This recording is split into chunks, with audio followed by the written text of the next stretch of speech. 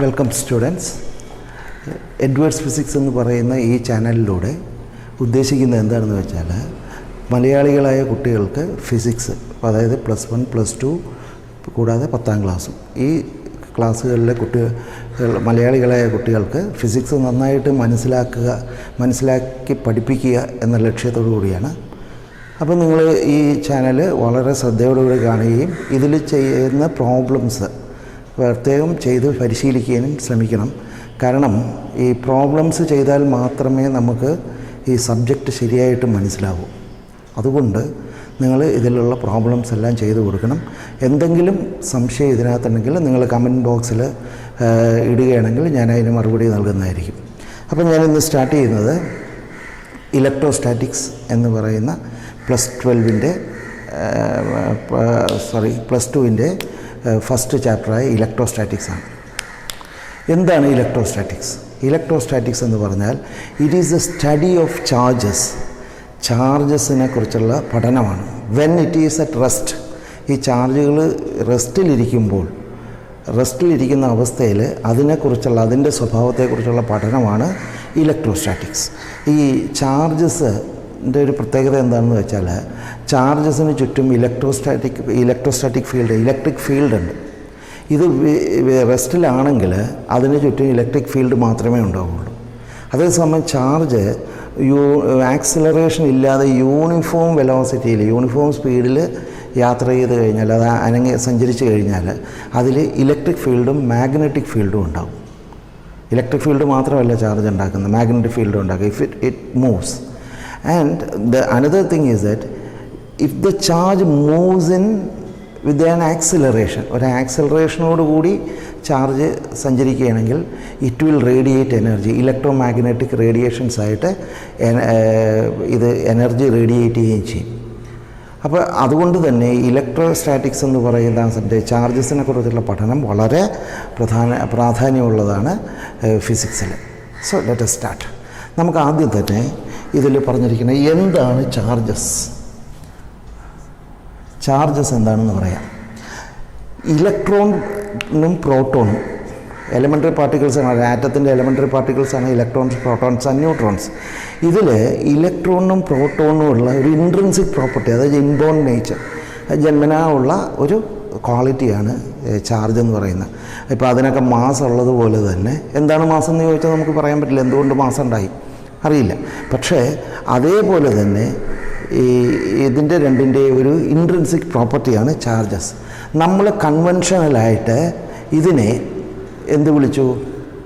കൺവെൻഷനലായിട്ട് ഈ ഇലക്ട്രോൺസിന് negative ചാർജെന്നും പ്രോട്ടോൺസിന് positive ചാർജും ഉള്ളതായിട്ട് നമ്മൾ അനുമാനിച്ചു. എന്നിട്ട് പരീക്ഷണങ്ങളിൽ നിന്ന് മനസ്സിലായി ഇത് രണ്ടിനും ഈക്വൽ ചാർജസാണ്, ഒരേ ചാർജുകളാണ്. അപ്പോൾ ഇലക്ട്രോൺസിൻ്റെയും പ്രോട്ടോൺസിൻ്റെയും ഇൻട്രിൻസിക് പ്രോപ്പർട്ടിയാണ് charge. So now let us see what is the unit of charge. Unit of charge is coulomb. It is denoted by the letter C. coulomb എന്ന് പറയുന്ന ഒരു യൂണിറ്റാണ് നമ്മൾ ഇലക്ട്രിക് ചാർജ് അളക്കാൻ വേണ്ടിയിട്ട് ഉപയോഗിക്കുന്നത്. Okay, now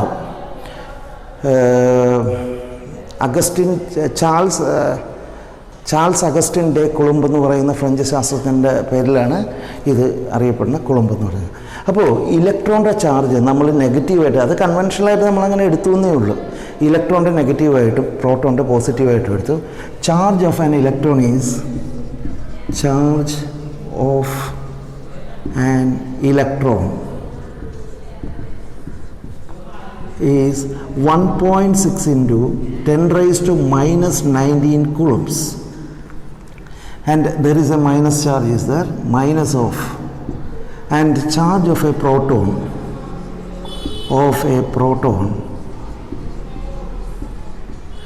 is plus 1.6 into 10⁻⁻19 coulombs.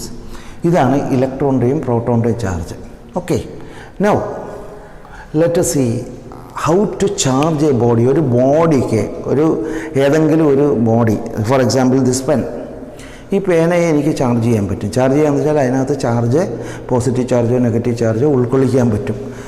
ഇപ്പോൾ ഇതിനകത്ത് ഉള്ള ഇതിൻ്റെ ആറ്റത്തിൽ ഈ പേന ഉണ്ടാക്കിയിരിക്കുന്ന മോളിക്യൂൾസ് അതിൻ്റെ ആറ്റത്തിലെല്ലാം number of electrons and protons will be same. അപ്പോൾ ഇതിൻ്റെ ഇലക്ട്രിക് ചാർജ് ന്യൂട്രലാണ്.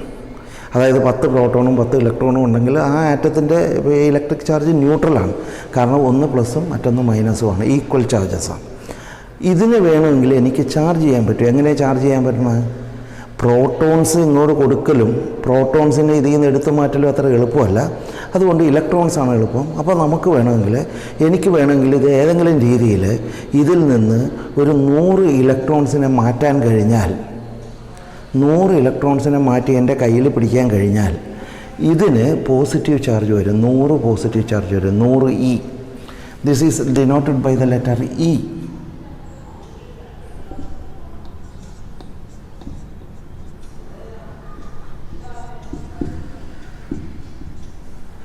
ഈ എന്ന് പറയുന്നത്. അപ്പോൾ 100 ഇലക്ട്രോൺസിനെ എനിക്ക് മാറ്റാൻ കഴിഞ്ഞാൽ എന്ത് പറ്റും? ഇതിനകത്ത് 100 പ്രോട്ടോൺസ് ഇലക്ട്രോൺസ് ഇല്ലാതെ ഷോർട്ടേജ് വരും ഇലക്ട്രോൺസിന്. അതായത് 100 പ്രോട്ടോൺസ് എക്സസ് വരും. 100 പ്രോട്ടോൺസ് എക്സസ് വന്നാൽ ഇതിന് 100 proton positive charge, 100 E positive charge കിട്ടും. ഞാനതെൻ്റെ കയ്യിൽ പിടിക്കണം, അല്ല എൻ്റെ കയ്യിൽ തേച്ച് പിടിപ്പിക്കുകയാണെങ്കിൽ എൻ്റെ കൈക്ക് അത് 100 എക്സസ് ഇലക്ട്രോൺസ് വരികയാണ്. 100 എക്സസ് ഇലക്ട്രോൺസ് എന്ന് പറഞ്ഞാൽ 100 × E നെഗറ്റീവ് ചാർജ് എനിക്കിവിടെ വരികയും ചെയ്യും. ഓക്കെ. അപ്പോൾ നമുക്ക് ഇങ്ങനെ ഒരു ബോഡിയെ ചാർജ് ചെയ്യാനായിട്ട് അതിലേക്ക് ഇലക്ട്രോൺസ് കൊടുക്കുകയോ ഇലക്ട്രോൺസ് ട്രാൻസ്ഫർ ചെയ്യുക, അതിൽ നിന്ന് എടുത്ത് മാറ്റുകയോ ചെയ്താൽ the body will get charge. Because removing a proton from an atom is not an easy thing. അതുകൊണ്ട് ഇലക്ട്രോൺസ് ആഡ് ചെയ്തും അതിൻ്റെ അളവ് കുറച്ചും നമുക്ക് ഒരു ബോഡിയെ പോസിറ്റീവായിട്ടോ നെഗറ്റീവായിട്ടോ കൺവേർട്ട് ചെയ്യാൻ പറ്റും. Okay. Now let us see different types of charges. One is charge by friction. നിങ്ങൾ ചെറിയ ക്ലാസ്സുകളിലൊക്കെ നിങ്ങളുടെ ഇൻസ്ട്രുമെൻറ്റ് ബോക്സിലെ സ്കെയിലെടുത്ത് നിങ്ങൾ തലയിൽ ഉരയ്ക്കുകയൊക്കെ ചെയ്തിട്ട് ചെറിയ കടലാസ് കഷ്ണങ്ങൾ ഇങ്ങനെ പിടിച്ചു കഴിഞ്ഞാൽ അതിങ്ങനെ അട്രാക്റ്റ് ചെയ്യുന്ന കാണാം. That is because the scale is getting charged. അതായത് അവിടെ നിങ്ങൾ ചെയ്യുന്നത് it is charging the scale by friction. ഫ്രിക്ഷനിലൂടെ ചാർജ് ചെയ്യുകയെന്ന് വെച്ചാൽ suppose this is one body, this is another body. ഞാനിതിനെ ഇപ്പോൾ ഗ്ലാസ് റോഡും സിൽക്കും അങ്ങനെ കുറേ എബണൈൻ റോഡും വൂളും ഒക്കെ ആയിട്ട് ഇങ്ങനെ വരച്ച് കഴിഞ്ഞാൽ ഇലക്ട്രോൺ ട്രാൻസ്ഫർ നടക്കും. അതായത് ഞാനിപ്പോൾ suppose this is A material say silk, എൻ്റെ കൈ സിൽക്കാണെന്ന് വിചാരിക്കുക, ഇത് ഗ്ലാസ് റോഡുമാണെന്ന് വിചാരിക്കുക. ഞാൻ ഇതിനെ ഈ ഗ്ലാസ് റോഡിനെ എടുത്തിങ്ങനെ വരച്ച് കഴിഞ്ഞാൽ വാട്ട് വിൽ ഹാപ്പൻ ഈസ് ഇതിൽ നിന്ന് കുറേ ഇലക്ട്രോൺസ് ഈ ഗ്ലാസ് റോഡിൽ നിന്ന് കുറേ ഇലക്ട്രോൺസ് സിൽക്കിലേക്ക് പോകും. സിൽക്കിലേക്ക് കുറച്ച് ഇലക്ട്രോൺസ് പോകും. സപ്പോസ് ഇതിൽ 100 ഇലക്ട്രോൺസ് പോയിട്ടുണ്ടെങ്കിൽ this will get positively charge 100 E positive charge വരും. 100 × 1.6 × 10⁻⁹ കൂളും ചാർജസ് ഇതിന് കിട്ടും. ഇതിൽ നിന്ന് കുറേ ഇലക്ട്രോൺസ് ഇത് വലിച്ചെടുത്തേക്കാണ്. അപ്പോൾ ഇവിടെ എക്സസ് ഓഫ് ഇലക്ട്രോൺസ് വന്ന് so it will also gain ഈ 100 × 1.6 × 10⁻⁹ നെഗറ്റീവ് ചാർജസ്. അത്രയും കുളുമ്പ് നെഗറ്റീവ് ചാർജസ് ഉണ്ടാവും. So this method is called charging by friction. There is another method called charging by contact. ഒരു വസ്തുവിൽ തൊട്ടുകൊണ്ട് നമുക്ക് ഒരു ബോഡിയെ ചാർജ് ചെയ്യാം. ആ ബോഡിയിൽ ഒന്ന് ടച്ച് ചെയ്തിട്ടുണ്ട്. എങ്ങനെ ടച്ച് ചെയ്യണം? Suppose this is a body, insulated ബോഡിയാണ്. എർത്തിൽ മുട്ടരുത്, ഭൂമിയിൽ മുട്ടുകയോ വേറെ കണ്ടക്ടറായിട്ട് മുട്ടുകയോ ചെയ്യരുത്. എന്തുകൊണ്ട് ഭൂമിയിൽ മുട്ടരുതെന്ന് പറഞ്ഞാൽ ഭൂമിയെ സംബന്ധിച്ചിടത്തോളം ഒരു സ്വഭാവമുണ്ട്. ഭൂമിയിൽ നിന്ന് എന്തുമാത്രം ഇലക്ട്രോൺസ് വേണമെങ്കിലും നമുക്കൊരു ബോഡിയിലേക്ക് വരുത്താനും പറ്റും. ഒരു ബോഡിയിൽ നിന്ന് എത്ര ഇലക്ട്രോൺസ് വേണമെങ്കിലും ഭൂമി സ്വീകരിക്കുകയും ചെയ്യും. So that is called earthing. എർത്തിൻ്റെ ഒരു പ്രത്യേകത എന്താണെന്ന് വെച്ചാൽ it can take any number of electrons and also it can deliver any number of electrons to another body. So അത് അങ്ങനെ സംഭവിക്കാതിരിക്കാൻ ഞാനിത് എർത്ത് ചെയ്ത് ഇൻസുലേറ്ററായി ഉപയോഗിച്ച് ഞാനൊരു മെറ്റാലിക് സ്പിയർ അല്ലെങ്കിൽ ഒരു ബോഡി സ്പിയറായിട്ട് വരച്ചു എന്ന് മാത്രമേ ഉള്ളൂ.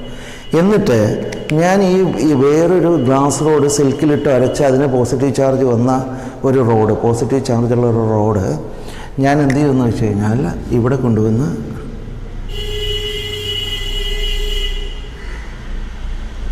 ഇതിൽ കൊണ്ടുവന്ന് ഇതൊന്ന് മുട്ടിച്ചു എന്ന് വിചാരിക്കാം.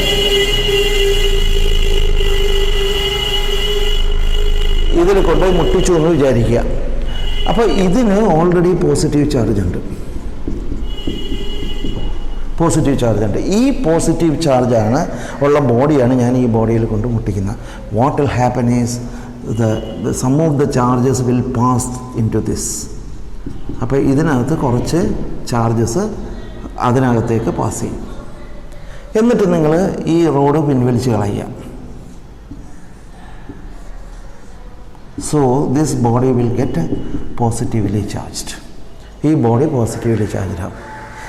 ഇതിൽ നിന്ന് നിങ്ങൾ ഒരു കാര്യം മനസ്സിലാക്കണം, ഒരു കാര്യം ശ്രദ്ധിക്കണം.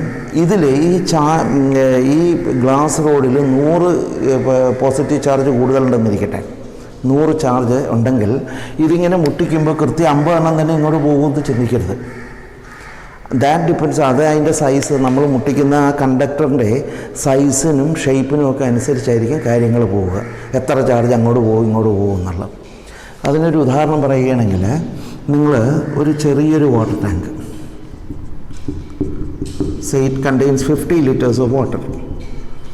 ഇത് ഒരു വലിയ വാട്ടർ ടാങ്കിലേക്ക് കണക്ട് ചെയ്തു, കാലിയായിട്ടുള്ള വലിയൊരു വാട്ടർ ടാങ്കിലേക്ക് കണക്ട് ചെയ്യുമ്പോൾ എന്ത് സംഭവിക്കും? ഇതിൻ്റെ രണ്ടിൻ്റെ ലെവൽ ഒന്നാകുന്നത് വരെ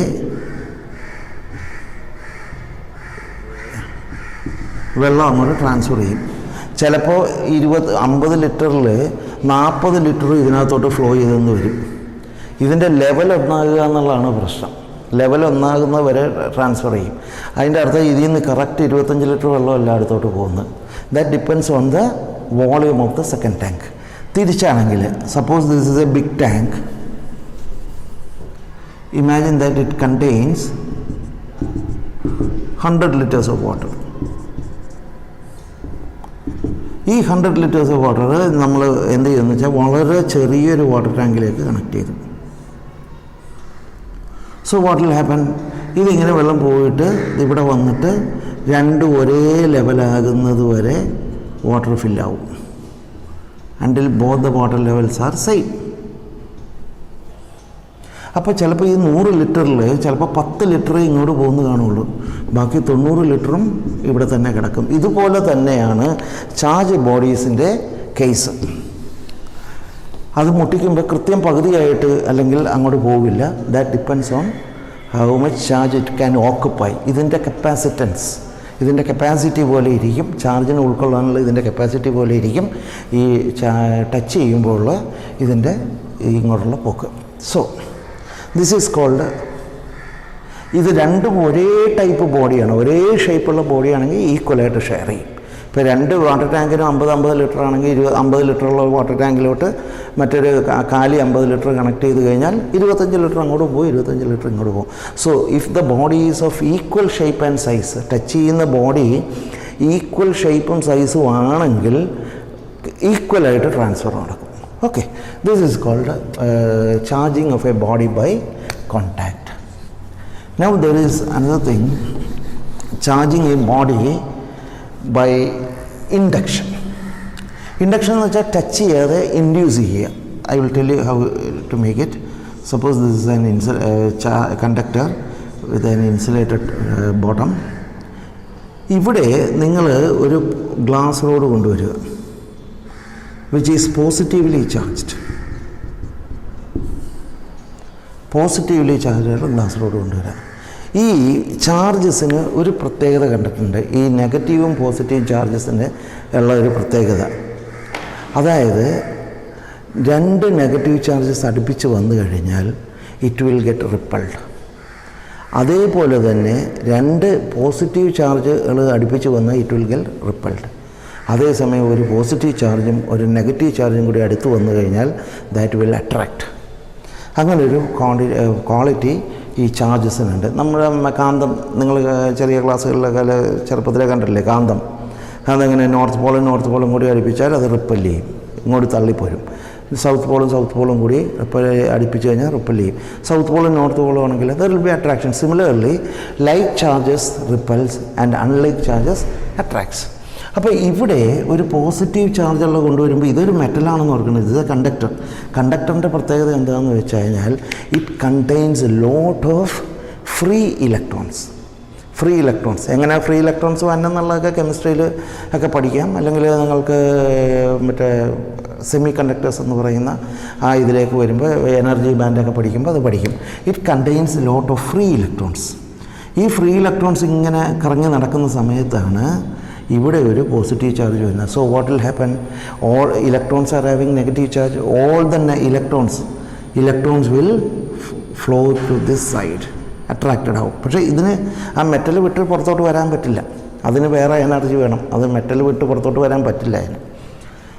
അപ്പോൾ എന്ത് പറ്റുമെന്ന് വെച്ചാൽ ഇലക്ട്രോൺസ് എല്ലാം ഈ ഒരു സൈഡിലേക്ക് വന്ന് അക്യുമുലേറ്റ് ചെയ്യും. അപ്പോൾ എന്ത് പറ്റും? ഇവിടെ പോസിറ്റീവ് ചാർജ് ഓരോ ആറ്റത്തിൽ നിന്നുമാണല്ലോ പോരുന്നത്, ഇലക്ട്രോൺസ് ഇങ്ങോട്ട് പോരുന്നത്. അപ്പോൾ ഇവിടെ ആ ആറ്റങ്ങൾ പോസിറ്റീവ്ലി ചാർജ് ആയ ഒരു പ്രോട്ടോൺ എക്സസ് ഉണ്ടാവും. അപ്പോൾ അതെല്ലാം ഈ സൈഡിലുമായിട്ട് നീങ്ങി നിൽക്കും. ആറ്റംസ് നീങ്ങില്ല, ഇലക്ട്രോൺസ് എല്ലാം കൂടി ഇങ്ങോട്ട് ഫ്ലോ ചെയ്യുമ്പോൾ ഈ അറ്റത്ത് പോസിറ്റീവ് ചാർജ് വരും. This is called polarization. ചാർജിൻ്റെ ഒരു പോളറൈസേഷൻ സംഭവിക്കും. ഇങ്ങനെ നിൽക്കുന്ന സമയത്ത് ഇതാണ് കണ്ടീഷൻ. ഇപ്പോൾ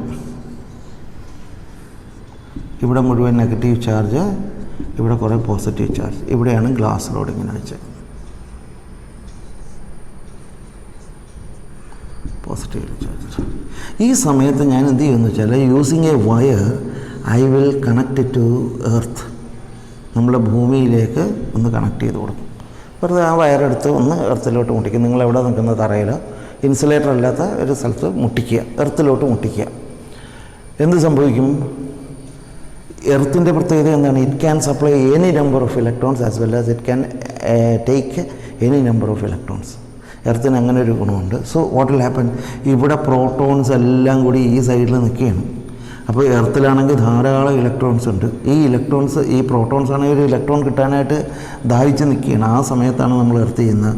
so electrons will flow from this from earth to this part. അതിലേക്ക് ഇലക്ട്രോൺസ് എല്ലാം ഇടിച്ച് കയറുമ്പോൾ എന്ത് പറ്റും? All these atoms will get 1 electron each and this charge will disappear. ഈ ചാർജ് ഇവിടെ ഇല്ലാണ്ടാകും. കാരണം പിന്നെ അവിടുത്തെ ആറ്റത്തിനൊന്നും ഇലക്ട്രോണിൻ്റെ ഷോർട്ടേജ് ഇല്ല. മനസ്സിലായി? എന്നിട്ട് നിങ്ങൾ എന്ത് ചെയ്യണം എന്ന് വെച്ചാൽ, അടുത്ത സ്റ്റേജിൽ നിങ്ങൾ ഈ എർത്തിങ് അങ്ങ് മാറ്റിക്കളയുക. ഇവിടെ ഗ്ലാസ് റോഡ് ഇങ്ങനെ തന്നെ വെക്കുക. പോസിറ്റീവ് ചാർജ്, പോസിറ്റീവ് ചാർജ്, ഇങ്ങനെ തന്നെ അടുപ്പിച്ച് തൊട്ടില്ല എന്നുള്ള മാതിരി വെച്ചതിന് ശേഷം ഈ വയർ ഡിസ്കണക്ട് ചെയ്ത് കളയുക. Then you remove this road also. അപ്പോൾ എന്ത് പറ്റും? ഇവിടെ കുറച്ച് പോസിറ്റീവ് ചാർജ് ഉണ്ടാവും. അപ്പോൾ this body get negatively charged.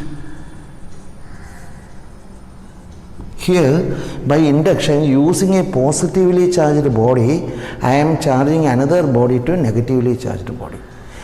ഇതിന് പകരം ഇത് നെഗറ്റീവ് ചാർജ് ആണെങ്കിൽ the reverse will happen.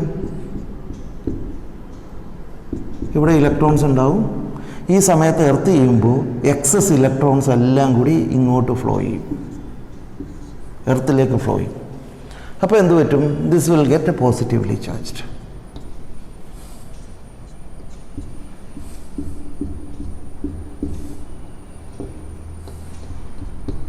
അപ്പോൾ this is called charging by induction. Now there is another called quantization of charge. ഇനി എന്താണ് ക്വാണ്ടൈസേഷൻ ഓഫ് ചാർജ് എന്ന് നോക്കാം. ക്വാണ്ടൈസേഷൻ ഓഫ് ചാർജ് എന്താണെന്ന് വെച്ചാൽ, സപ്പോസ് നിങ്ങൾ ഈ ബോഡിയെ, ഞാൻ ഒരു ഗ്ലാസ് റോഡാണെന്ന് വിചാരിക്കുക, ഇതിനെ വേറൊരു സിൽക്ക് തുണിയിൽ വരച്ചിട്ട് ഞാൻ ചാർജ് ചെയ്യുകയാണ്. ഇത്ര നേരം ചാർജ് ചെയ്തപ്പോൾ ഒരു 100 ഇലക്ട്രോൺസ് പുറത്തോട്ട് പോയെന്ന് വിചാരിക്കുക. So this is will get positively charge. എത്ര? 100 പോസിറ്റീവ് ചാർജ് ആവും. സിൽക്കിനോ 100 നെഗറ്റീവ് ചാർജും വരും. ഇനി ഞാൻ ഒന്ന് ചെറുതായിട്ട് വരയ്ക്കുമ്പോൾ എന്ത് പറ്റും? 10 കൂടി പോയി എന്ന് വിചാരിക്കുക. അപ്പം 110 ആയി. ഇനി ഞാൻ പതിയെ ഒന്ന് ചെറുതായിട്ട് വരച്ചപ്പോൾ 2 പോയി, 112 പിന്നെ ഞാൻ വളരെ ചെറുതായിട്ടൊന്ന് വരച്ചപ്പോഴത്തേക്ക് 1 പോയി, 113 ഇനി ഞാൻ ചെറുതായിട്ട് വരച്ചാൽ 114 പോകും. അല്ല, ശക്തിയായിട്ട് വരച്ചാൽ 114 പകരം 18, 21 ഒക്കെ പറഞ്ഞു പോകും. പക്ഷേ 113 ശേഷം എനിക്കൊന്ന് വരച്ചിട്ട്, അല്ലെങ്കിൽ 100 ചാർജസ് പോയിരിക്കുന്ന സമയത്ത് എനിക്കൊന്ന് വരച്ചിട്ട് 101 പകരം 100.5 ഇലക്ട്രോൺസ് മാറ്റാൻ പറ്റില്ല. കാരണം ഇലക്ട്രോൺസ് കനോട്ട് ബി സ്പ്ലിറ്റഡ്. അപ്പോൾ 100 കഴിഞ്ഞാൽ എനിക്ക് ഈ ബോഡിയിൽ ഉണ്ടാക്കാവുന്ന ചാർജ് എത്രയാണ്? 101. അത് കഴിഞ്ഞാലോ 102 ഉണ്ടാക്കാം, ഏറ്റവും കുറഞ്ഞത്. അല്ലെങ്കിൽ 103 ഉണ്ടാക്കാം, 104 ഉണ്ടാക്കാം, 105 ഉണ്ടാക്കാം. അതല്ലാതെ കണ്ട് 101.5 എന്ന് പറയുന്ന ഒരു ചാർജ് ഈ ബോഡിയിൽ ഉണ്ടാക്കാൻ നിങ്ങൾക്ക് കഴിയില്ല. കാരണം ഇലക്ട്രോൺസ് ഒരെണ്ണം ട്രാൻസ്ഫർ ചെയ്താൽ ഒരു അങ്ങോട്ട് പോവുകയാണ്. അപ്പോൾ you can charge the body only in the multiples of ഇലക്ട്രോണിൻ്റെ നെഗറ്റീവ് ചാർജ് ആയാലും പ്രോട്ടോണിൻ്റെ പോസിറ്റീവ് ചാർജ് ആയാലും ഈയുടെ മൾട്ടിപ്പിൾസ് ആയിട്ടേ നമുക്ക് ഒരു ബോഡി ചാർജ് ചെയ്യാൻ പറ്റുള്ളൂ. We can charge this as say 1.6 into 10⁻⁻19 കുളുമ്പ് എന്ന് പറഞ്ഞാൽ നമുക്ക് ഈ ബോഡിയെ ഇതിൽ നിന്നൊരു ഇലക്ട്രോൺ എടുത്ത് കളഞ്ഞു കഴിഞ്ഞാൽ this pen will have A charge of plus 1.6 into 10⁻⁻19 കുളുമ്പ്. അത് കഴിഞ്ഞാൽ പിന്നെ എനിക്ക് 2 ഇലക്ട്രോണെ മാറ്റാൻ പറ്റുള്ളൂ. So I can make it as 2 into. പിന്നെ എനിക്ക് ഒന്നുകൂടി തട്ടിയാൽ ഏറ്റവും കുറച്ച് ചെയ്യാവുന്ന 3 into 1.6 into 10⁻⁻19 കുളുംബ്സ്. ഇങ്ങനെ ഒരു ബോഡിയെ ചാർജ് ചെയ്യാൻ പറ്റുള്ളൂ, അല്ലാതെ 2.5 ചാർജ് കൊടുക്കാൻ പറ്റില്ല. That means A body can be charge as only multiples of integral multiples. അതിനെ റെപ്രസെൻ്റ് ചെയ്യാൻ 1, 2, 3, 4 ഇൻറ്റു ഇ. ഇങ്ങനെ മൾട്ടിപ്പിൾസ് ആയിട്ട് നമുക്ക് ചാർജ് ചെയ്യാൻ പറ്റുള്ളൂ. So if you take A body of charge Q, then it will be certainly a multiple of n into E, where n is equal to 1, 2, 3, 4 etc. അങ്ങനെ എത്ര വേണേലോ, എത്ര ലക്ഷമോ കോടിയോ എത്ര വേണേലോ. So this is called a body can be charged as only integral multiples of electron charge or E, or charge of a proton or electron. That is, അങ്ങനെ കറക്റ്റായിട്ട് എഴുതിയാൽ നമ്മൾ ഇതിനെ ഇങ്ങനെ എഴുതിയാൽ Q is equal to positive ആണോ negative ആണോ എന്നുള്ളതനുസരിച്ച് plus or minus n into E. This is called a quantization of charge. അപ്പോൾ നമ്മൾ ക്വാണ്ടൈസേഷൻ ഓഫ് ചാർജിൽ നിന്ന് പഠിച്ചത് ചാർജ് Q, ചാർജ്. ഇനി നമുക്ക് പഠിക്കാനുള്ളത് conservation of charge is equal to. എന്താണ് കൺസർവേഷൻ ഓഫ് ചാർജ് എന്ന് പഠിക്കാം. കൺസർവേഷൻ ഓഫ് എനർജി എന്ന് പറഞ്ഞാൽ എന്താണ്? Quantization. Mean by conservation of energy? Conservation of energy means energy can neither be created not be destroyed. In a system energy is conserved. നമ്മളൊരു system എടുത്തു കഴിഞ്ഞാൽ അതിനുള്ളിൽ energy conserved ആണെന്നാണ്. ഇതേപോലെ തന്നെയാണ് ചാർജസിൻ്റെ കേസിലും.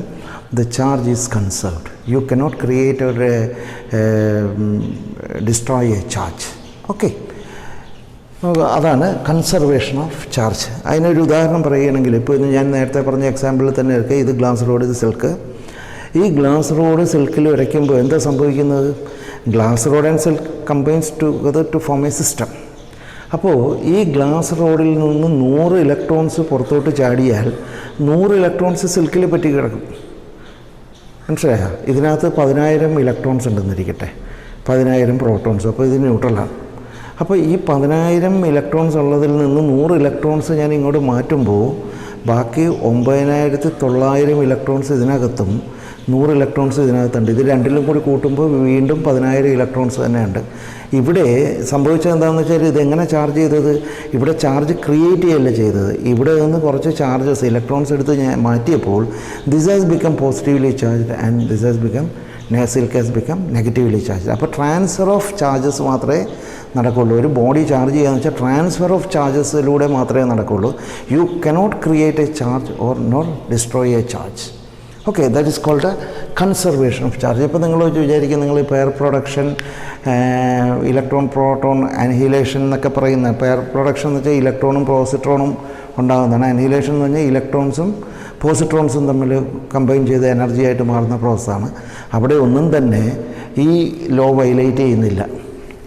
ഫോർ എക്സാമ്പിൾ, ഒരു ഗാമ റേസ് പെയർ പ്രൊഡക്ഷൻ എടുക്കാം. ഒരു ഗാമ റേ ഒരു ഹൈ ഇലക്ട്രിക് ഫീൽഡ്, അതായത് ന്യൂട്രോണിൻ്റെ അടുത്ത് ന്യൂക്ലിയസിൻ്റെ അടുത്തേക്ക് വന്നു കഴിഞ്ഞാൽ that will get converted to an electron and a positron.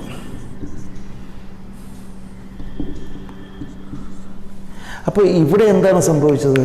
ഇവിടെ സംഭവിച്ചത് ഈ ഗാമ റേസിൻ്റെ ചാർജസ് 0 ആണ്. ചാർജ് 0. ഈ അതിൽ നിന്നുണ്ടായ രണ്ട് സാധനങ്ങൾ ഇതാണ്.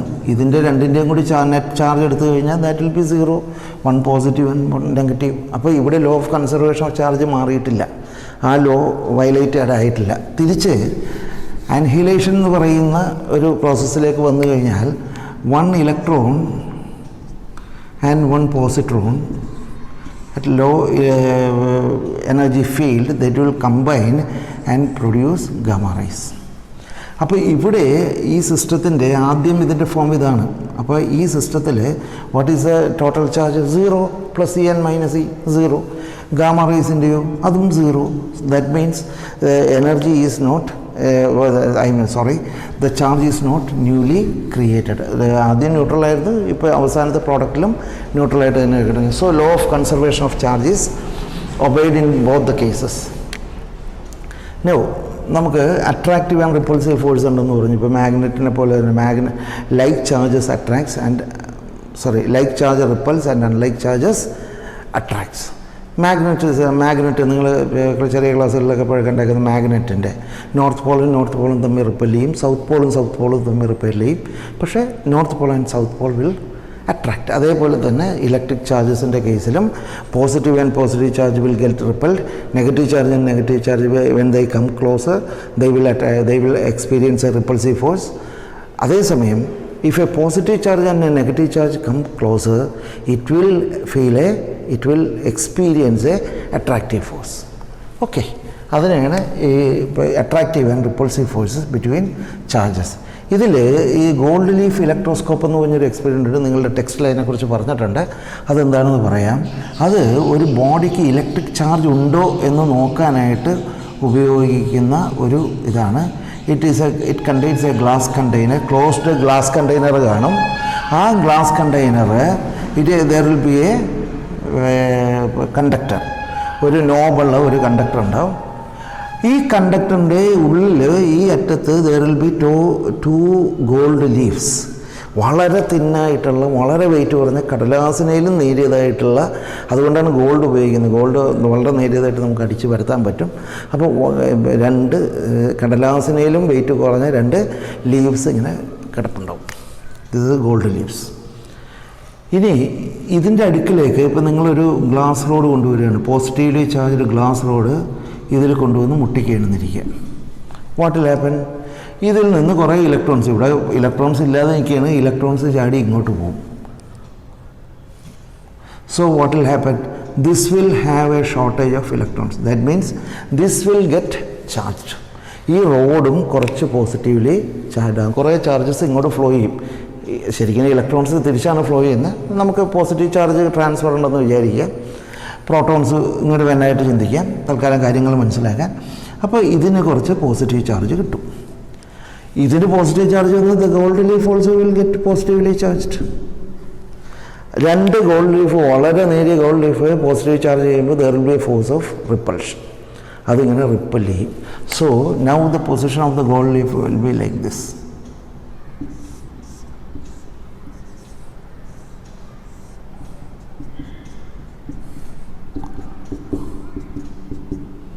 ഇങ്ങനെയായിരിക്കും ഗോൾഡ് ലീഫ് വയ്ക്കുന്നത്. So gold leaf will get separated. ഇങ്ങനെ ഒട്ടിയിരുന്ന ഗോൾഡ് ലീഫ് രണ്ടും റിപ്പൽ ചെയ്തിട്ട് ഇങ്ങനെ പോകും. So this is an experiment to check whether a body is charged or not. Charge അല്ലാത്തൊരു ബോഡി കൊണ്ടുവന്ന് ഇതിനെ മുട്ടിച്ച് കഴിഞ്ഞാൽ ഒന്നും സംഭവിക്കില്ല. Okay, this is how we check whether a body is charged or not. This is called gold leaf electroscope. ഇനി നമുക്ക് പ്രോബ്ലത്തിലേക്ക് കിടക്കാം. ഇനി നിങ്ങൾ ഇതിൽ കാണിച്ചേക്കുന്ന പ്രോബ്ലംസ് ഒന്ന് ശ്രദ്ധിക്കുക. ആ പ്രോബ്ലംസ് നിങ്ങൾ വീഡിയോ പോസ് ചെയ്തിട്ട് ഈ പ്രോബ്ലംസ് എഴുതിയെടുക്കുക. നമുക്ക് ചെയ്യുന്നത് charge is conserved. Charge is conserved. ഇത്രയും കാര്യങ്ങൾ, ചാർജ് കൺസേർവ്ഡ് ആണ്, ഇതിൻ്റെ പോസിറ്റീവ് ചാർജ്, ഇത്രയും കാര്യങ്ങൾ നിങ്ങൾ നോട്ട് ചെയ്യുക. അതിന് ശേഷം ഈ പ്രോബ്ലംസ് എഴുതിയെടുക്കുക. നമുക്ക് ആ പ്രോബ്ലത്തിലേക്ക് കിടക്കാം. ഫസ്റ്റ് പ്രോബ്ലം എന്താണെന്ന് നോക്കാം.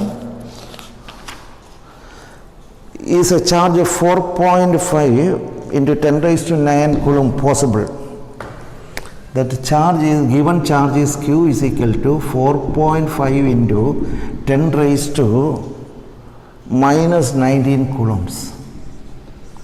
Is it possible or not? Is it possible or not? എന്താണ് നമുക്കുള്ള അറിയാവുന്ന formula? We have Q is equal to plus or minus Ne. Here it is given plus, so Ne. Then what is N? N is equal to 1, 2, 3, 4, etc. integer. So what will be N? N will be equal to Q by E. What is E? E is 1.6 into 10 raised to minus 19 coulombs. So that will be equal to 4.5 into 10 raised to minus 19 divided by 1.6 into 10 raised to minus 19. It will come nearly 2.8 or something like that come. So is this charge possible? N is equal to 2.8 എന്ന് പറഞ്ഞാൽ ഈ charge possible അല്ല എന്നർത്ഥം. This is not possible because n is equal to 2.8. അങ്ങനെ fraction പറ്റില്ല. It should be a integer. n should be equal to 1, 2, 3, 4, etc. So this is not possible. So answer is no for the first question. Now second question. Second question എന്താണ്? A glass rod is rubbed with a silk cloth. Glass rod acquires a charge of 19.2 into 10 raised to minus 19. So Q is equal to, നിങ്ങൾ step എഴുതി വേണം ചെയ്യാനായിട്ട്. ഞാനിപ്പോൾ പലപ്പോഴും step skip ചെയ്യും. പക്ഷേ എന്നാലും നിങ്ങൾ എഴുതി പഠിക്കുമ്പോഴും നിങ്ങൾ പരീക്ഷ എഴുതുമ്പോൾ സ്റ്റെപ്പ് എഴുതി ചെയ്യുക. Here the charge Q is equal to 19.2 into 10 raised to minus 19 coulombs. So ഒരു ഗ്ലാസ് റോഡ് സിൽക്കിൽ വരച്ചപ്പോൾ ആ ഗ്ലാസ് റോഡിന് കിട്ടിയ ചാർജാണ് 19.2 into 10 raise to minus 6. Question ഇതാണ്, what is the number of, find the number of electron lost by the glass rod. Glass റോഡിന് എത്ര ഇലക്ട്രോൺസ് നഷ്ടപ്പെട്ടു? ഒരു ഇലക്ട്രോണിൻ്റെ charge 1.6 into 10 raise to minus 19 ആണ്. അപ്പോൾ നമ്മളിതിനെ ഡിവൈഡ് ചെയ്താൽ മതി. Because Q is equal to plus or minus Ne. Q is equal to Ne, here it is plus. So 1.92 into 10 raised to minus 19 is equal to N into 1.6 into 10 raised to minus 19. So N will be equal to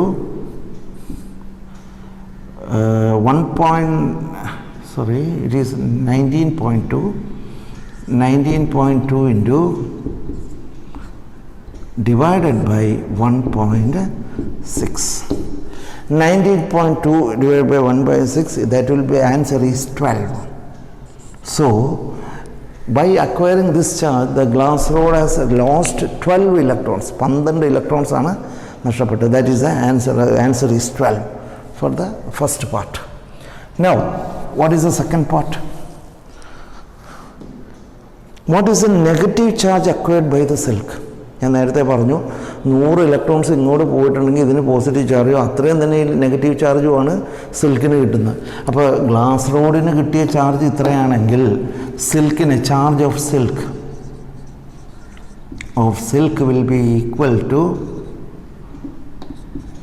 Q will be equal to minus of 19.2 into 10 raised to minus 19 coulombs. So that is the second answer. Now third question is the transfer of mass from glass to silk. ഗ്ലാസ്സിൽ നിന്ന് സിൽക്കിലേക്ക് mass transfer ചെയ്തിട്ടുണ്ടോ? ഉണ്ട്. Because 12 electrons are crossed. അപ്പോൾ 12 ഇലക്ട്രോണിൻ്റെ mass അങ്ങോട്ട് transfer ചെയ്യും. Electron is having mass. അപ്പോൾ 12 ഇലക്ട്രോൺസിൻ്റെ mass transfer ആകുന്നുണ്ട്. Okay, so that is the answer. What is the mass of electron? Mass of electron is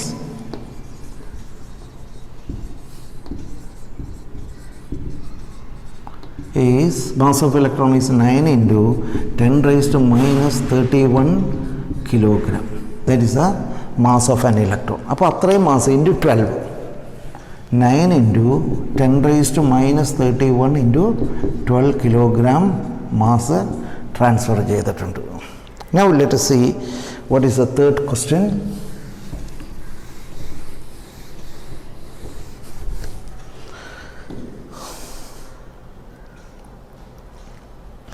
A body gives out 10 raised to 9 electrons every second. How much time is required to get total charge of 1 coulomb from it? 10 raised to 9, 10 followed by 9 zeros. 1 കഴിഞ്ഞിട്ട് 10 zero, sorry 1 കഴിഞ്ഞിട്ട് 9 zero. അപ്പോൾ അതിൽ അത്രയും electrons per second ഒരു body pump ചെയ്യാണ്, ബോഡിയിൽ നിന്ന് ഇങ്ങനെ മാറിക്കൊണ്ടിരിക്കുകയാണ്. അങ്ങനെയാണെങ്കിൽ ഒരു കുളുമ്പ് ചാർജ് ആകാൻ വേണ്ടിയിട്ട് how much time it will take, എത്ര സമയം എടുക്കും? ഒരു സെക്കൻഡിൽ 10 റേസ്, അപ്പോൾ ഒരു സെക്കൻഡിൽ ചാർജ് ഓഫ് ആൻ ഇലക്ട്രോൺ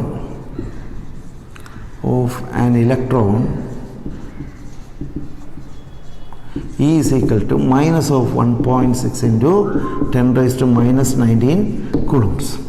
ഇത്രയും ഇലക്ട്രോൺസ് ആണ്, ഇത്രയാണ് ഒരു ഇലക്ട്രോണിൻ്റെ charge. And number of electrons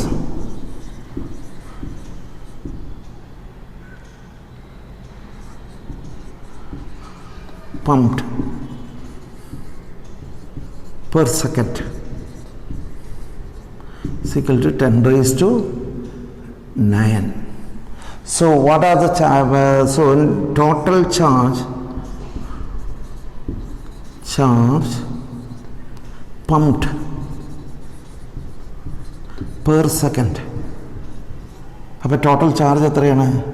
that is equal to Q will be equal to 1.6 into 10 raised to minus 19 into 10 raised to 9.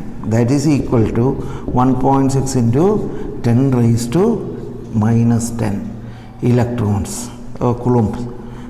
ഇത്രയും ചാർജാണ് ഒരു സെക്കൻഡിൽ പോകുന്നത്. So you want to know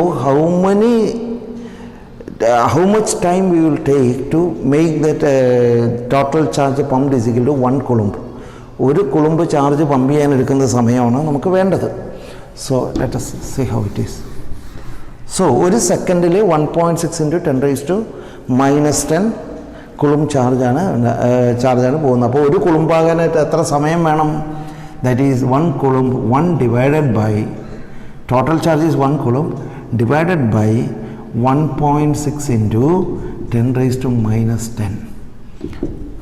That is 1 divided by 1.6, it will come 6.25. The answer is 6.25 into 10 raised to 9 seconds. That is 1 divided by 1.6 is 0.625 and the answer is 0.625, or it can write 0.625 into 10 raised to 10 seconds, or we can write 6.25 into 10 raised to 10 seconds. എത്ര വർഷമാണെന്ന് അറിയാം ഇത്രയും seconds എന്ന് പറയുന്നത്? Divide by 60 into 60 into 24 എന്ന് കൂട്ടിയാൽ it will come nearly 168 years, sorry 198 years. 198 വർഷം കൊണ്ടാണ് നിങ്ങൾക്ക് ഈ രീതിയിൽ 10 raised to 9 electrons per second വേഗതയിൽ അല്ലെങ്കിൽ ആ റേറ്റിൽ നിങ്ങൾ ഒരു ബോഡിയിലേക്ക് ചാർജ് ചെയ്യാൻ ശ്രമിച്ചാൽ ഒരു കുളുമ്പ് ചാർജ് ആകാനായിട്ട് 198 വർഷം പമ്പ് ചെയ്യണം. ഇതിൽ നിന്ന് നിങ്ങൾക്കൊരു കാര്യം മനസ്സിലാവും, ഈ കുളുമ്പെന്ന് പറയുന്ന ചാർജ് എത്ര വലുതാണെന്നുള്ളത്. എത്ര വലിയൊരു ചാർജാണ്, ആ യൂണിറ്റ് വളരെ വലുതാണ്. So usually when you say charge of a body you will say it in micro coulomb. Micro കുളുമ്പിൽ 10 raised to minus 6 മൈക്രോ കുളുമ്പിലും പിക്കാ കുളുമ്പിലൊക്കെ ആയിരിക്കും പറയുക 10 raised to minus 12 ആ റേറ്റിലൊക്കെ ആയിരിക്കും പറയുക ഒരു ബോഡിയുടെ ചാർജ്. അല്ലാതെ 1 കുളുമ്പ് 100 കുളുമ്പെന്നൊന്നും പറയില്ല, കാരണം that is a very big charge. അത്രയും ഒന്നും ഒരു ബോഡി ചാർജ് ചെയ്യാനായിട്ടും ബുദ്ധിമുട്ടാണ്. Okay, now we pass on to the main part, that is Coulomb's law. Coulomb's law എന്താണ്? കുളുംബ്സ് ലോ എന്ന് പറയുന്ന ഞാൻ നേരത്തെ പറഞ്ഞ ചാൾസ് ഡെ കുളുംബ് എന്ന് പറയുന്ന ഫ്രഞ്ച് ശാസ്ത്രജ്ഞൻ, he experimentally found that there is A force of attraction and repulsion between two charges. അത് നമ്മൾ നേരത്തെ പറഞ്ഞു. അതിൻ്റെ മാഗ്നിറ്റ്യൂഡ്, എന്ത് ശക്തിയിൽ അത് റിപ്പൽ ചെയ്യും അല്ലെ എന്ത് ശക്തിയിൽ അത് അട്രാക്റ്റ് ചെയ്യും എന്നുള്ളതാണ് കൊളംബോ നടത്തിയ പരീക്ഷണം. He found that the force of attraction between two charges Q1 and Q2. There are two charges Q1 and Q2. ഇവിടെ ഒരു ചാർജ് Q1, ഇത് Q2. And the distance between these two is R. R meter. അങ്ങനെയാണെങ്കിൽ the force of this is proportional to the product of Q1 and Q2. വേറൊന്ന് കണ്ടുപിടിച്ചു അയാൾ, the force is also inversely proportional to the square of the distance between them. It is inversely proportional to R square. അതായത് ഒരു കുളുമ്പ് ചാർജും വേറൊരു കുളുമ്പ് ചാർജും കൂടി കൊണ്ടുവച്ച് 1 മീറ്റർ അകലത്തിൽ വെച്ചു എന്ന് വിചാരിക്കുക. 1 മീറ്റർ അകലത്തിൽ വെച്ചപ്പോൾ ഇതിൻ്റെ ഫോഴ്സ് കണ്ടുപിടിച്ചു നിങ്ങൾ. അതിനുശേഷം ഈ ഒരു കുളുമ്പിന് പകരം 4 കുളുമ്പ് ചാർജ് കൊണ്ടുവന്ന് വെച്ച് കഴിയുമ്പോൾ അതിൻ്റെ force of attraction or repulsion എന്ത് തന്നെ ആയിക്കോട്ടെ, അത് 4 ഇരട്ടിയായിട്ടല്ല കൂടുന്നത്. It is increasing by 4 × 4 16. 16 ഇരട്ടിയായിട്ട് കൂടി. ഒരു കുളുമ്പുള്ള ഒരു ചാർജ് 1 മീറ്റർ അകലെ ഒരേ കുളുമ്പുള്ള 2 ചാർജ് എടുത്ത് ഓരോ മീറ്റർ അകലത്തിൽ വെച്ചപ്പോൾ there is A force F. അത് ഒരു കുളുമ്പിന് പകരം 4 കുളുമ്പ് വെച്ചപ്പോൾ അത് 16 ഇരട്ടിയായിട്ട് കൂടി ആ force of attraction or repulsion. എന്ന് പറഞ്ഞാൽ it is the product of Q1 and Q2, not Q1 + Q2 or Q1 - Q2, അങ്ങനെയൊന്നുമല്ല. It is the product of the charge. 3 coulomb വെച്ചപ്പോൾ 9 ഇരട്ടി കൂടിയതായിട്ട് കണ്ടുപിടിച്ചു. So he found that it is related to the product of the charges. അതേപോലെ തന്നെ it is inversely proportional to R square, not R. അതായത് 1 metre അകലെ വെച്ചത് 4 metre അകലെ വെച്ചപ്പോൾ 2 ചാർജുകൾ തമ്മിൽ 1 മീറ്റർ അകലെ വെച്ചതിന് പകരം അപ്പോൾ ഉള്ള ഫോഴ്സ് കണ്ടു. അത് കഴിഞ്ഞ് 4 മീറ്റർ അകലെ തന്നെ അത്രയും തന്നെ ചാർജ് വെച്ച് കഴിഞ്ഞപ്പോൾ അതിൻ്റെ ഫോഴ്സ് 16 ഇരട്ടിയായിട്ട് കുറയുകയാണ് ചെയ്തത്. So it is inversely proportional to R square. So this can be in common written as F is equal to or F is proportional to, രണ്ടും കൂടി കൂട്ടി എഴുതാം, Q1 Q2 by R square. This is Coulomb's law. F is proportional to Q1 Q2 by R square. നമ്മൾ proportionality sign മാറ്റി equal to sign ആക്കുമ്പോൾ നമ്മൾ എന്ത് ചെയ്യും? it will be multiplied by a constant K into Q1 Q2 by R square. വേറൊരു കാര്യം ഇദ്ദേഹം പരീക്ഷണത്തിൽ നിന്ന് കണ്ടുപിടിച്ചു. ഈ ചാർജ് വയ്ക്കുന്നത് എവിടെയാണ് എന്ന് ആശ്രയിച്ചിരിക്കും ഈ ഫോഴ്സ്. ഇപ്പോൾ ഗ്രാവിറ്റേഷണൽ ഫോഴ്സ് അത് ഒരു യൂണിവേഴ്സൽ ഫോഴ്സ് ആണെങ്കിലും അത് എവിടെ ചെന്നാലും നിങ്ങൾക്ക് ഒരേ രീതിയിലായിരിക്കും അഫക്റ്റ് ചെയ്യുക. പക്ഷേ ഇലക്ട്രിക്കൽ ഫോഴ്സിനൊരു പ്രത്യേകതയുണ്ട്. That depends, the force of attraction or repulsion depends on where you keep the charge. നിങ്ങൾ വാക്വത്തിൽ വെക്കുകയാണെങ്കിൽ അതിനൊരു പർട്ടിക്കുലർ ഫോഴ്സ് ഓഫ് അട്രാക്ഷനോ റിപ്പൾഷനോ ഉണ്ടാവും. അതിന് തമ്മിലുള്ള ഫോഴ്സ് ഒരു വാല്യൂ ഉണ്ടാവും. അത് തന്നെ നിങ്ങൾ 2 ചാർജ് മണ്ണെണ്ണയിലോ ഓയിലോ മുക്കി വെച്ച് കഴിഞ്ഞാൽ the force will differ. So അവിടെയും it is proportional to Q1 Q2 and inversely proportional to R square. With this K will change. ആ കോൺസ്റ്റൻറ്റിൻ്റെ വാല്യൂ ചേഞ്ച് ചെയ്യും. So this constant is not a universal constant. This is called Coulomb's constant.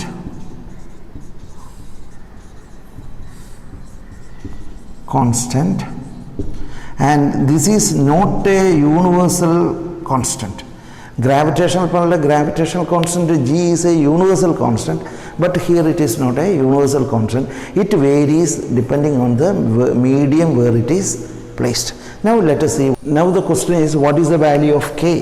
Value of K is given by 1/4 pi epsilon m Q1 Q2 by R square. എന്താണ് epsilon medium എന്ന് പറയാം? This is the value of K. ഇനി epsilon medium എന്താണ്? Epsilon m എന്ന് പറയുന്നത് that is the permittivity of the electric field in that medium. Electric field പഠിക്കാൻ പോകുന്നേ ഉള്ളൂ. എങ്കിലും ഈ എപ്സിലോൺ എം എന്ന് പറയുന്നത് that is called permittivity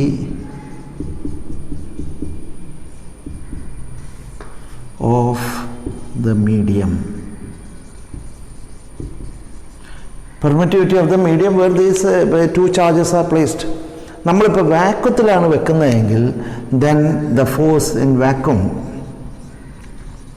will be equal to 1/4 pi. Permittivity in vacuum അത് പ്രത്യേക ഒരു ലെറ്റർ കൊണ്ടാണ്, പ്രത്യേക ഒരു രീതിയിലാണ് എഴുതുന്നത്. That is it is called epsilon naught. Permittivity in vacuum into Q1 Q2 by R square. Epsilon naught is the permittivity in vacuum.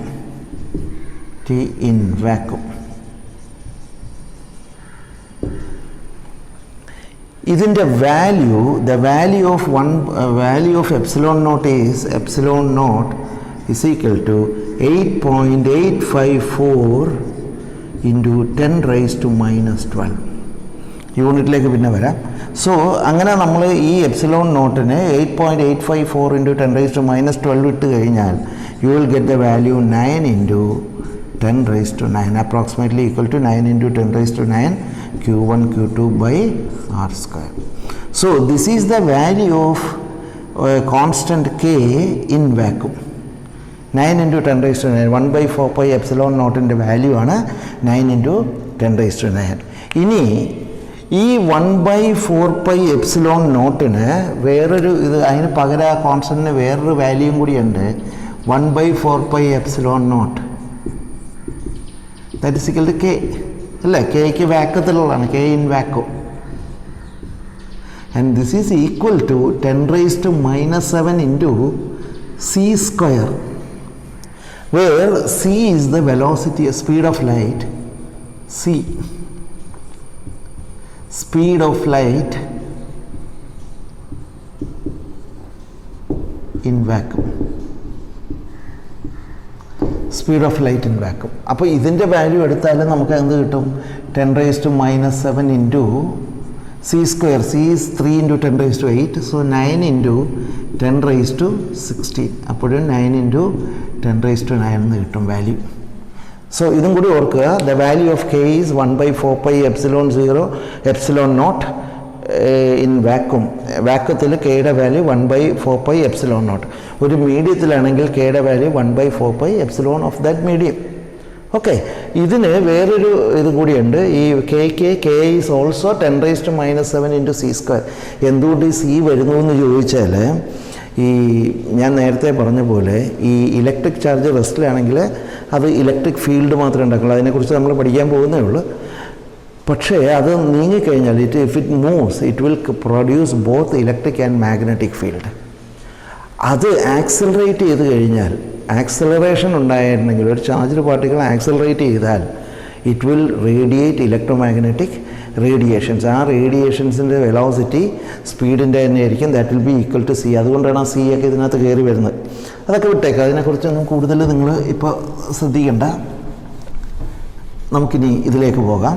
So Coulomb's law can be written as, നമ്മളിപ്പോൾ Coulomb's law എങ്ങനെ എഴുതും? Coulomb's law can be written as F is equal to 1/4 pi epsilon medium Q1 Q2 by R square. But ഈ epsilon medium, absolute value of the permittivity in medium, അതിനെക്കുറിച്ചല്ല. അതിനേക്കാൾ നമുക്ക് താല്പര്യം comparison of the permittivity with respect to vacuum. Epsilon നോട്ടുമായിട്ട് compare ചെയ്യുന്നതിൽ, epsilon 0 എത്രയാണോ അതുമായിട്ട് compare ചെയ്യുന്നതിലാണ് കാര്യം കിടക്കുന്നത്. അതായിരിക്കും നമ്മളുടെ ഓപ്പറേഷൻസിന് എളുപ്പം. അതുകൊണ്ട് നമുക്ക് let's compare. What is epsilon? Comparison with epsilon naught means we are finding a ratio between epsilon medium and epsilon naught, and that ratio is called epsilon r, where epsilon r is called the relative permittivity. ഈ epsilon r എന്ന് പറയുന്ന പേരാണ് relative permittivity. അതിന് വേറൊരു പേരും കൂടിയുണ്ട്, അത് പിന്നീട് വരാം. So we are writing now again epsilon r relative permittivity, that is comparison of the absolute permittivity of the medium with respect to absolute permittivity of the in vacuum. So epsilon m by epsilon r, sorry, epsilon naught. Now from this, what is epsilon m? Epsilon m will be equal to epsilon naught epsilon r. Now this can be written as f is equal to 1 by 4 pi. Instead of epsilon m, I am writing epsilon naught epsilon r. Epsilon naught, permittivity in medium, into epsilon r, q1 q2 by r square. This is the equation for the magnitude of force of attraction or repulsion between two charges placed in a medium separated by a distance r, q1 and q2. The charges are q1 and q2 separated by a distance r. Then the force of attraction or repulsion, depending on the charge, if it is like charge, it will be repelling, so repulsive force or attractive force.